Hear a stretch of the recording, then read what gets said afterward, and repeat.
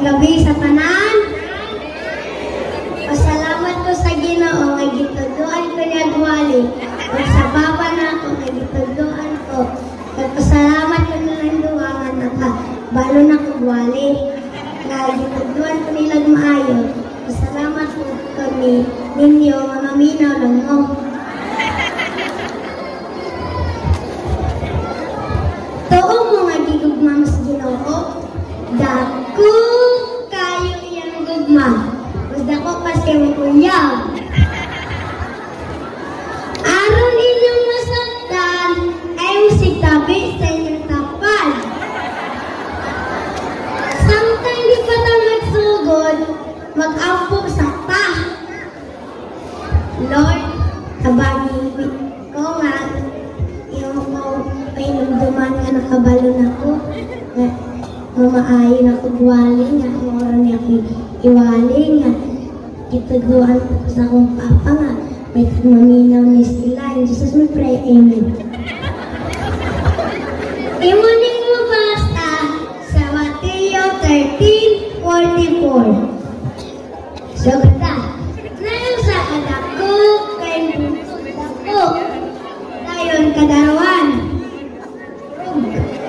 Dayon, nayon sa katawong galakaw. Agnalan sa tao, kay si Rivenson. Galakaw na siya. Pinadasyo mo siya. Kita siya treasure. Niya, oy treasure man. Yan, tapunan dito. Ulit siya. Dayon, iyang gamit, iyang gitigo, tanan jud iyang gamit.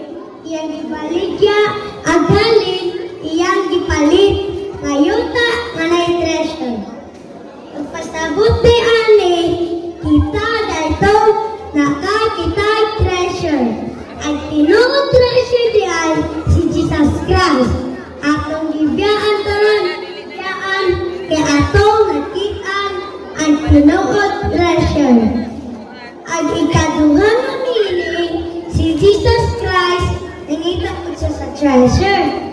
Ang tinuod treasure di ay, ikaw, ako. Samtang nakita ang taniya, iyang gibyan ang langit, ang korona niyang angel, nagpakamatay siya diri, aron maluwas. Yun anak, adako iyang gugma, maoy ayaw sayangi. Maayong gabi mga kaigsunan!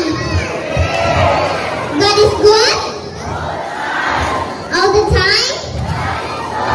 Ang atong tutukan karon sa pagtuon is found in the book of Matthew 13 verse 18 to 23. Let us pray. Amahan nga balaan ako sa mga langit sa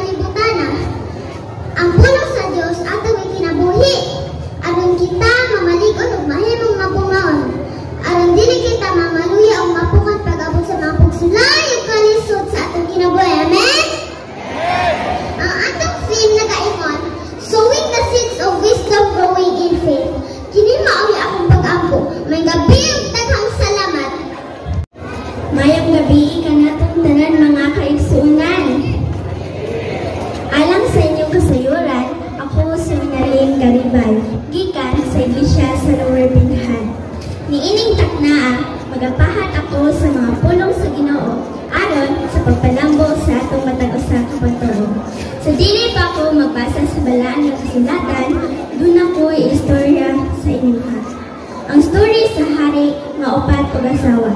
Apan, ayaw ba ninyong sunda magdaghan mo ug bana ug asawa mga igsoon ha? Kining maong hari, samtang hapit na siya mamatay, iyang ipatawag ang iyang mga asawa nga upat ka buok.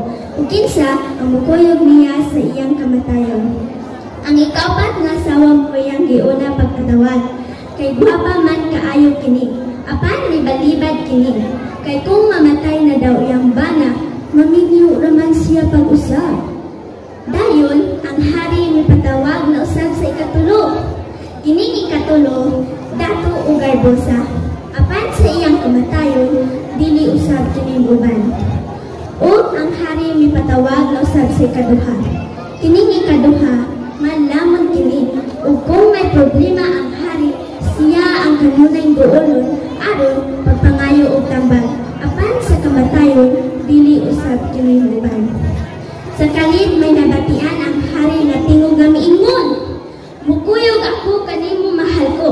O nakita sa hari ang iyang una nga asawa nga niwang kaayo, kay wala naman kinaniya tagda nga maoy mounong kaniya sa iyang kamatayon. Mga igsoon, kining mga asawa nga akong gipanoltis inyo ha, mao kini atong tibuok lawas. Ang ikaapat nga asawa, mao kini atong bisti nga atong gisuot. Apan kung mamatay na ta, pwede kini kuhaon sa uban. Ang ikatulo nga asawa, mao kini atong bahandi o kabtangan. Apan kung mamatay na ta, dili usab kini uban. Ang ikaduha nga asawa, mao kini atong pamilya. Apan kung mamatay lang mata, igo lang tanihatod sa lubnganan. O ang una nga asawa, mao kini atong kalab. Apan kung mamatay na ta, kung ato kining pasagdan o dili nato atimanon, magniwag kini o mahimong walay kaugmaon. O pag-abot sa hukom, sigurado kini nga masilutan. Mga igsoon, ang pinadayag 2012 nagsulti akong basahon, nag-iam dire. O nakita ko ang mga patay, inila o dili inila, nga nagbarog at tubangan sa trono.